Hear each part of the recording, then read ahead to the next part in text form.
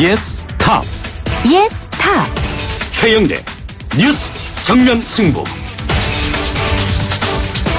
영하의 목요일 하루 잘 보내고 계십니까? YTN 뉴스 FM 뉴스 정면 승부 최영일입니다.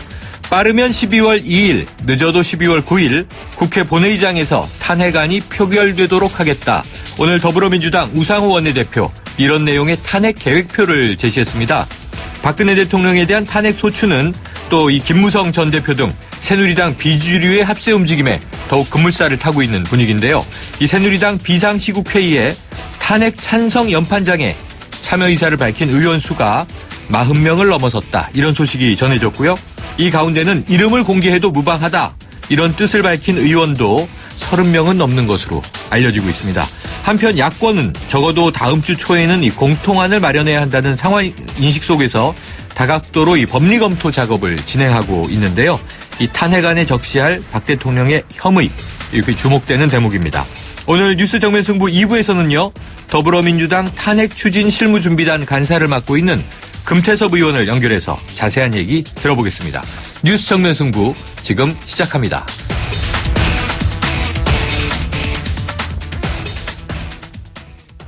네, 먼저 오늘 하루 있었던 뉴스를 정리해봅니다. 오늘의 시사뉴스 브리핑. 이 박근혜 대통령 탄핵을 위한 준비 절차 빨라지고 있는데요. 우리 국민의 80에서 90% 정도가 박 대통령이 즉시 하야하거나 탄핵당해야 한다. 이렇게 생각하는 것으로 조사가 됐습니다. 이 YTN 정치안보 전문기자인 김주환 박사 모시고 이야기 나눠보겠습니다. 안녕하세요. 안녕하세요.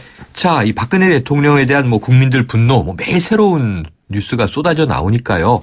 하늘을 찌르고 있는데, 자, 여론조사 결과가 나왔다고요? 네, 이번 사태에 대한 국민들의 어떤 생각을 수치화한 것이 여론조사라고 볼 수 있겠죠. 네. 먼저 중앙일보 여론조사였는데요. 네. 지난 21일하고 20일 이틀간 전국 성인 남녀 1000명을 대상으로 했다라고 합니다. 즉각 하야가 40.2%, 단계적 하야가 35.3%, 어허. 탄핵이 15.9%. 쭉 결국은 다 합치면은 임기를 맞춰선 안 된다. 중간에 퇴진해야 된다. 그래서 영어에서도 스텝 다운 이런 표현을 그렇죠, 씁니다. 그렇죠. 그리고 다운. 하나 더 있었죠.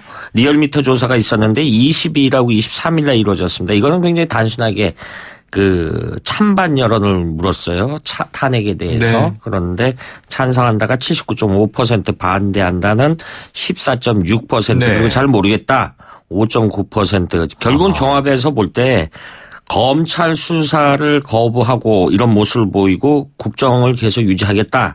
이런 거에 대한 탄핵 여론이 더 높아진 거 아니냐 이렇게 봐야 될 것 같습니다. 그리고 네. 또 하나의 이번 여론조사의 기저에는요. 박근혜 대통령이 대통령직이라는 자리는 차지하고 있지만은 네. 문의만 있지만 국민 마음속에 이미 대통령으로 인정하지 않겠다. 이런 의미라고 봐야 될 것 같습니다. 이번 네. 여론조사 중앙일보 여론조사는 유무선 전화를 임의로 결제 RDD 방식이라고 하는 데를 했고 표본 오차는 95% 신뢰 수준에서 최대 플러스 마이너스 3.1% 포인트였고요. 네. 그리고 리얼미터 여론조사는 무선전화 85%, 유선전화 15%를 해서 이 역시 임의전화 결기 방식이었는데 응답률이 13%였답니다. 네. 그러니까 모두 한 8,112명한테 전화를 했는데 네. 1,051명이 응답을 완료했다. 역시 표본 오차는 95% 신뢰 수준에서 플러스 마이너스 3.0%포인트. 이 둘 다 중앙선관위 여론조사 공정심의위원회 홈페이지에서 네. 자세한 내용을 볼 수 있기 때문에 네. 청취자분들도 궁금한 점은 네. 홈페이지 들어가서 보시면 참고하시기를 되겠습니다. 바랍니다. 약간 스텝다운, 내려오다. 또 리자인이라는 용어도 외신에서 많이 쓰던데요. 네. 알파고가 이세돌한테 항복할 때 리자인 이렇게 썼거든요. 자, 이 박 대통령 탄핵을 위한 정치권의 움직임도 이 민심처럼 좀 빨라지고 있는 것 같죠? 네, 그동안 국회 추천 총리를 먼저 해야 되느냐, 탄핵 절차를 먼저 해야 되느냐, 왈가왈부 좀 논란이 있었는데 이제 네. 전후 관계가 분명해진 것 같아요. 일단은 탄핵에 몰입을 하자. 이래서 오늘 우상호 원내대표가 이야기를 했죠.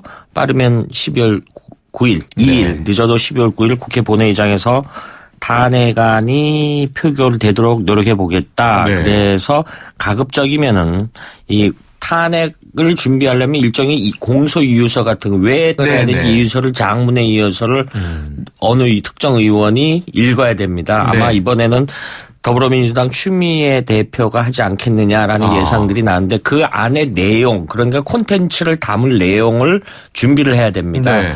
그런데 그 안을 뭐 사당이 공동으로 발의하자 새누리당 비박계 일부도 참여를 하자 뭐 이런 논란이 좀 있는 것 같아요. 좀 부수적인 것 같고 어찌됐든 간에는 그 200명 이상이 찬성표를 던져야 되는데 지금 뭐 이 숫자 가지고 하는 것이 결국은 무기명이지 않습니까? 그렇죠. 무기명인데 새누리당 친박계에서는 뭐 어제 일부 언론에 보도는 됐습니다만 만약에 표결장에 들어갈 때 누군지 지켜보겠다.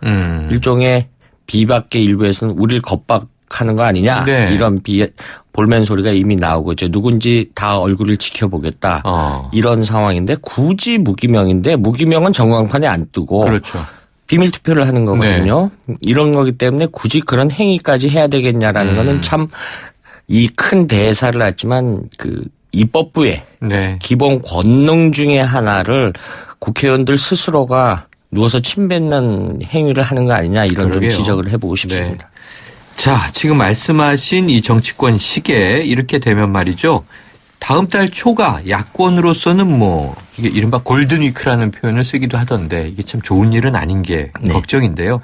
박 대통령에게는 국회의 탄핵소추안, 역대 최대 규모의 특별검사, 특검이죠. 또 이 최순실 씨 국정농단 국정조사. 어차피 이 세 가지에 동시에 직면하게 될 텐데 이거 어떻게 흘러갈까요? 그렇죠. 먼저 탄핵 소추 준비에서는 앞서 대체적으로 말씀드렸는데 일부 추가를 좀 말씀드리면 새누리당 의원들 중에 특히 대구 경북 의원들이 23명이라고 합니다. 그런데 아마 대구 매일심에서 개개인으로 전화를 해서 의사를 좀 물어봤던 모양이에요. 그런데 5명만 탄핵에 반대한다 분명한 해줬습니다. 뭐 다 아는 정치인들입니다. 최경환, 조원진, 이철우, 추경호, 김석그 의원은 탄핵 반대 입장을 분명히 했고 찬성한 의원은 유승민, 강석호 의원. 나머지들은 결국은 뭐냐면은 나머지 대구 경북 나머지 의원들은 굉장히 눈치 보기를 하고 있다. 이런 입장이겠죠. 본인들도 뭐 마음이 편치는 않을 겁니다. 그리고 두 번째가 지금 말씀하신 데서 국정조사입니다. 이 국정조사도 사실은 특별검사만큼 과거에 우리 헌정사에서는 굉장히 무서웠고 부끄러웠던 정치 일정 중에 하나입니다.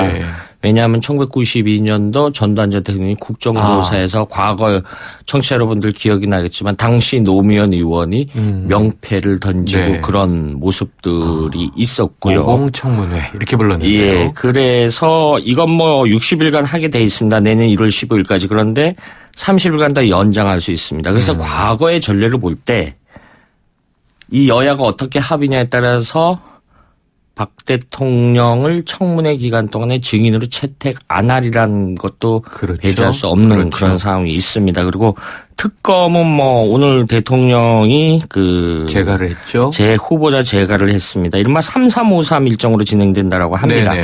일단 오늘 재가를 3일 이내에 했기 때문에 이것이 이제 국회로 오늘 중으로 송부될 겁니다.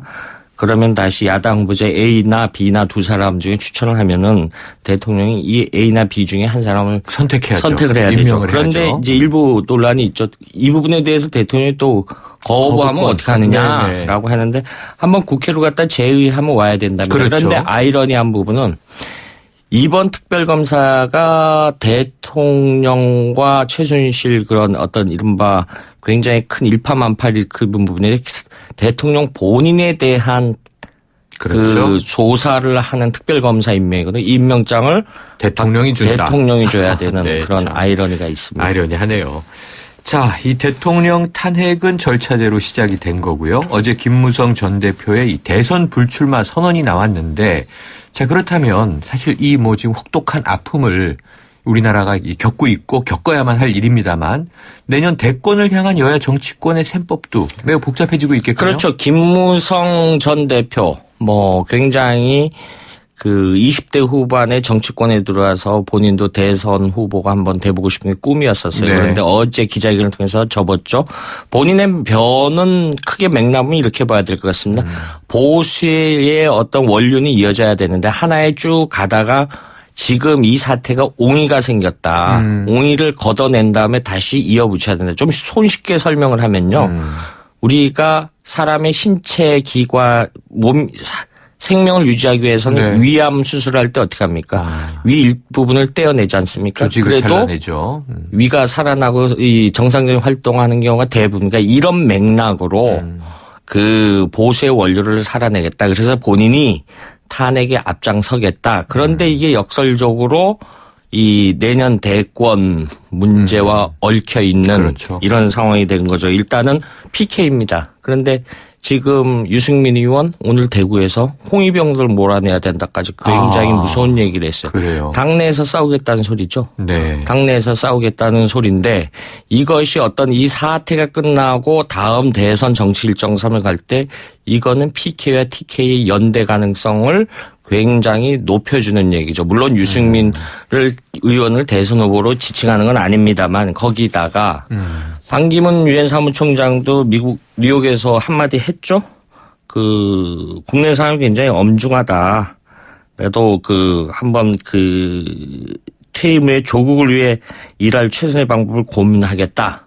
이거 굉장히 듣기에 따라서 그러네요. 다의적으로 해석할 수 있는 네. 부분입니다. 뭐 이런 부분에 다시 이렇게 엮어졌을 때 그리고 안철수 전 대표가 항상 이야기했던 게 있죠. 친박 일부 떼어내고 친문 일부 떼어내고 중간쯤에 있는 사람들끼리 네. 모여서 새로운 정치 해보자 이런 신호를 계속 보냈는데 사실은 김무성 전 대표 쪽에서도 이런 부분에 대해서 사실은 굉장히 공감하는 부분이 많죠. 그래요. 이런 흐름을 눈에 보이지 않는 이런 흐름을 좀 눈여겨볼 필요가 있을 것 네. 같습니다. 복잡하게 얽혀 있지만 우리가 직시해야 될 것 같습니다. 오늘 소식 고맙습니다. 감사합니다. 지금까지 YTN 정치안보 전문기자인 김주환 박사였습니다. 임플란트 아플까? 오래 걸릴까?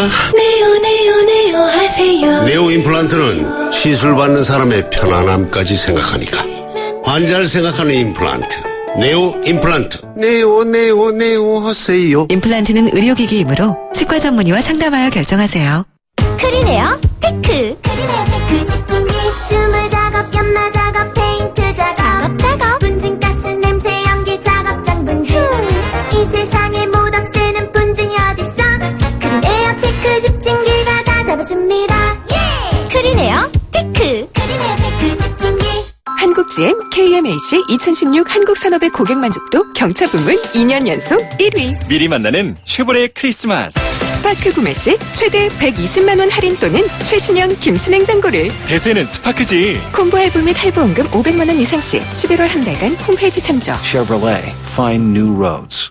신세경입니다. 세계를 놀라게 한 아웃도어 기술이 대한민국 기술이란 사실 알고 계셨나요? 심장을 기록하는 기술 야크온 P, 체온을 조절하는 기술 야크온 H, 블랙야크의 혁신이 아웃도어의 혁신을 이끌어갑니다. 세상은 문 밖에 있다. 블랙야크. 1부는 여기까지고요. 2부로 돌아오겠습니다.